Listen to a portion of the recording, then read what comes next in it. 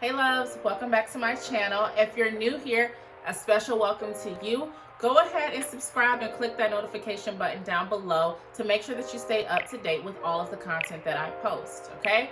So I don't even really have a big introduction. I just want to jump right into this, okay?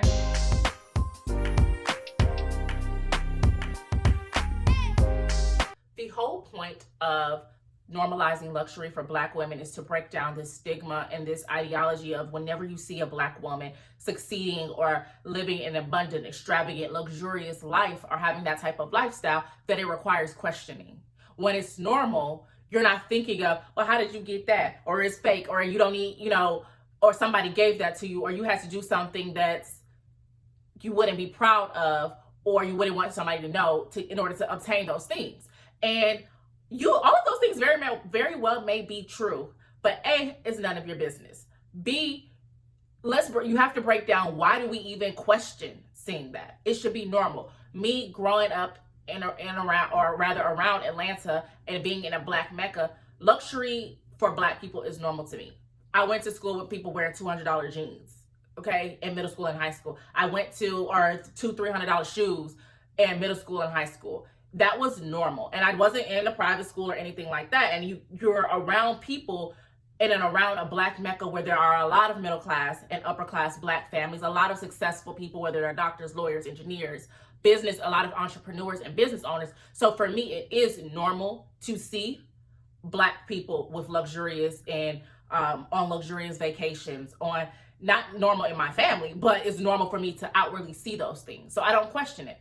However, everyone isn't as blessed to grow up in an environment where you see Black excellence such on a day-to-day basis. So I really want to talk about the misconceptions around what luxury is and what it means to truly normalize luxury and how you can normalize luxury in your life right now. So to just dive right in, number one, or first thing I want to talk about is, what is luxury? I know that in this current time, you're looking at, the Kylies, the Jadas, the Aries, the insert here, any big Instagrammer, YouTuber, whatever person that is an influencer online. You're looking at these, especially young people. And this video is specifically, I don't say specifically, but this video is definitely geared toward my ladies that are in their late teens coming out into adulthood to mid to 20s. Really, when you're such an impressionable time of your life, of where you're starting your life out, you're figuring out what you want, you're figuring out who you are, how to love yourself, how to operate and stand in your truth, right? So when you're seeing all of these other people that are in this, 20s age range, that are freaking millionaires, or that have obtained a level of life where they're pulling up in Lamborghini trucks or Bentleys or Ferraris, or they're buying all these cars, or buying the bags, whatever they want, they can obtain, right? Or that they can have. And you're looking at that as, oh, I want that. You can have that, and you can absolutely go for that, and you can work hard for that. However, I don't want the misconception to be that luxury is designer clothes, designer shoes, $80,000, $100,000 cars. It's, eating out every day. It's all of those things. Yes, those are luxurious things, but that's not all luxury is. And I think it's important because there's been a lot of conversation around Birkin bags.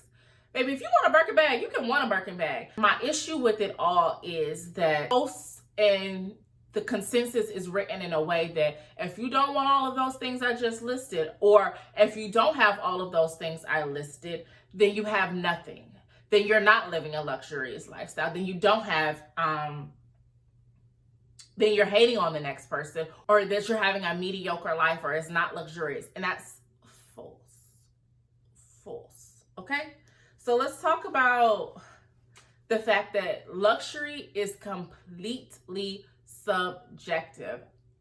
Completely subjective. That means what's luxurious for you and what's luxurious for me is not the same thing. They could be, but they're not the same thing. It's based upon my life, my lifestyle, and most importantly, my finances. Same for you. So when we're talking about luxury, there is luxury at every level. So you have to have the mindset and the mind frame of, I want the best that I can afford. Affordability is a huge thing here. I want to push out that luxury is a beautiful thing. We as Black women, you deserve to have have eases in life. You deserve to be catered to. You deserve to experience everything that you possibly can out in this world. Life is short. Just because life is short doesn't mean you bypass planning, right? So affordability is a huge piece of luxury. I want us, as myself, I'm really big on cash flowing. Because I've already made those mistakes. Let me disclaimer, I've already made those mistakes. Of what life is like not cash flowing. So there is no brand that is worth you going into debt over. There is no brand. If you can't cash flow those sneakers or those heels or that $5,000 bag, and affordability means that I can buy it 2 to 3 times and still be okay. That means that after my income has come in, I have paid my expenses, what it takes to live. I have paid any savings, what it takes to live for the future. I have paid any investments. Investments is optional. Not everybody is there after they have expenses and savings to put into investments. But ideally, you have investments. Again, money growing for the future. Now you have play money. You have money every month. You would use that money every month that's left over to partake in the things that make you happy, that make you feel fulfilled. What it takes for you to be fulfilled starts for sure within. And you find that when you work on yourself and you get to know yourself, you love yourself, you have confidence in yourself, and you stand in your truth, a lot of this stuff really don't even it stops mattering to you because you don't care what other people are doing. You are solely basing your desires, your goals, your wants off of what fits me, what fits in with me. And I promise you, you will start to see a lot of this shit don't even matter. It don't. Like you won't be concerned about the same stuff, right? So I think that with affordability, it's after all my priorities are taken care of, after all your priorities are taken care of, and then can I buy this item 2 to 3 times and still be comfortable with that available balance? Only you would know that. Not I. It ain't my business. It's nobody's business. But and just because it's nobody's business doesn't mean that you shouldn't get your shit together like it's somebody's business.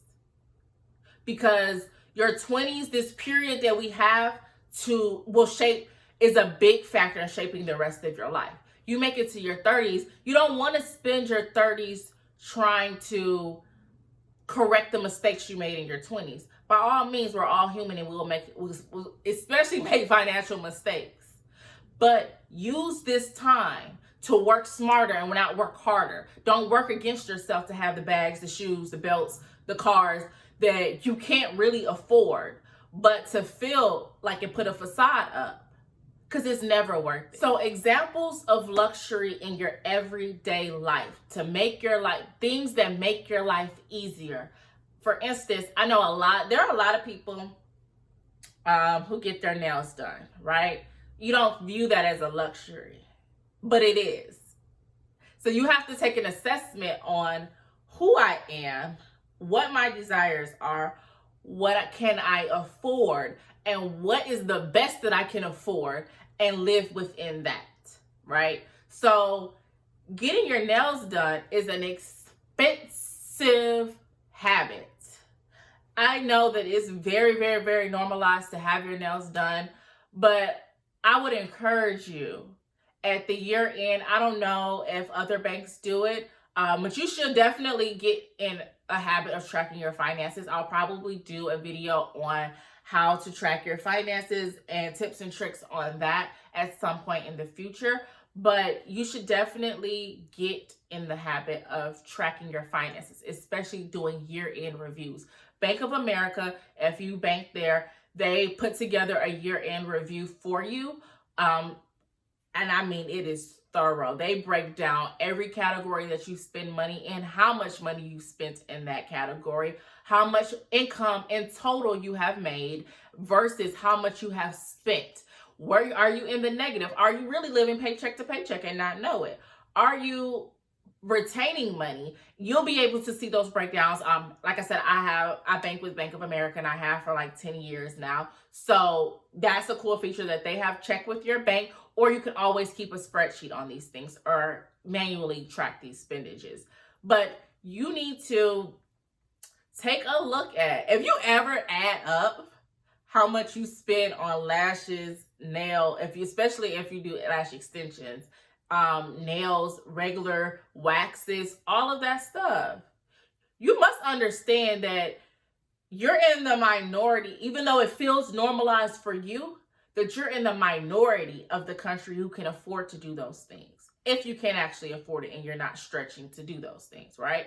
So it's important to switch your mindset to, what am I doing in the present?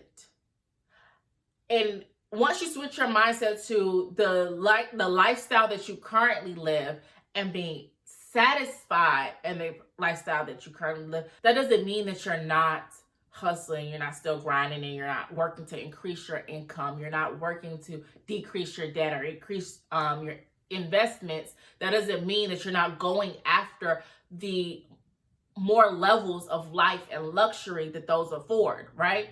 But it means that you're satisfied with where you are, and you can see, have a gratitude and can see the luxury that you're living in.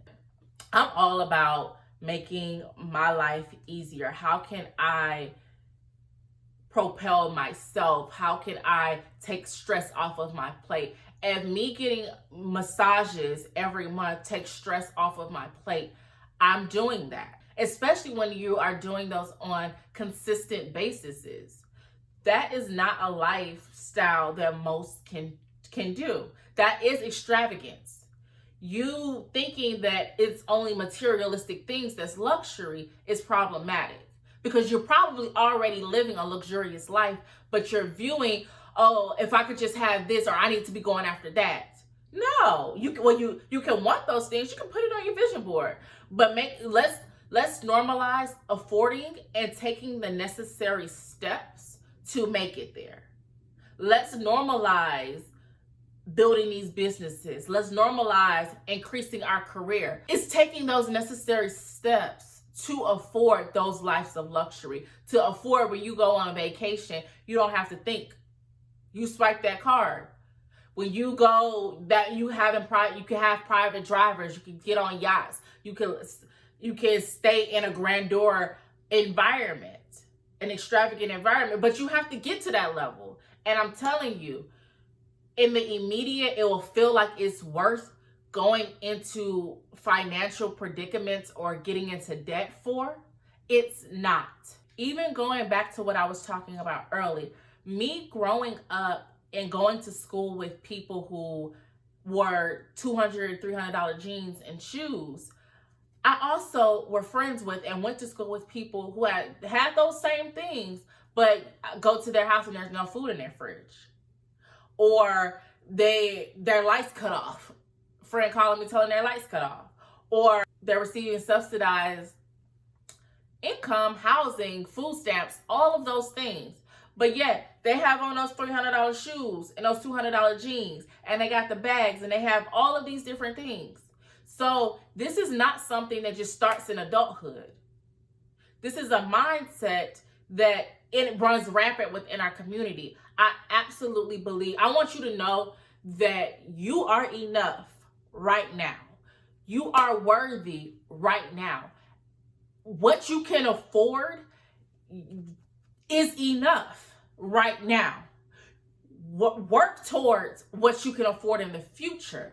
But what you can afford right now is enough. There's luxury in all avenues of our life. There's luxury in how we eat, the quality of the foods that we eat. Seeking out organic, cage-free, grass-fed food is a luxury. Affording produce, quality of food, the kinds of food that we eat, the kinds of cars that we drive. But just about every car brand has a luxury vehicle within their brand, right? So, but you have to do more and open up your eyes to what's other than what's just in front of you, and tailor in what you think luxury is. Cars ain't just Mercedes and BMW or Audi and Porsche and Lamborghinis or whatever. Those are not the only cars. Those are not the only luxury vehicles. So, but you have to push past what's in front of you. And being on that note of pushing past what's in front of you, going through the journey of understanding who you are and learning yourself is purging your social media accounts. I cannot stress the importance of this enough.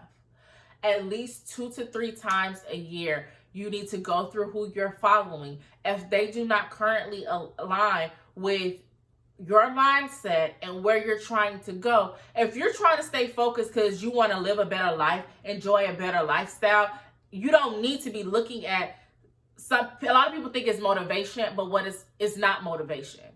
People be like, motivational purposes only, stack of money, brand new keys, big old house, all of this stuff. And it's like, for some people, it could be motivational, but for a lot of people, it's not truly motivational. It's influencing. That's why these people are called influencers. So it influences you in your subconscious that this drive that I need to have this now.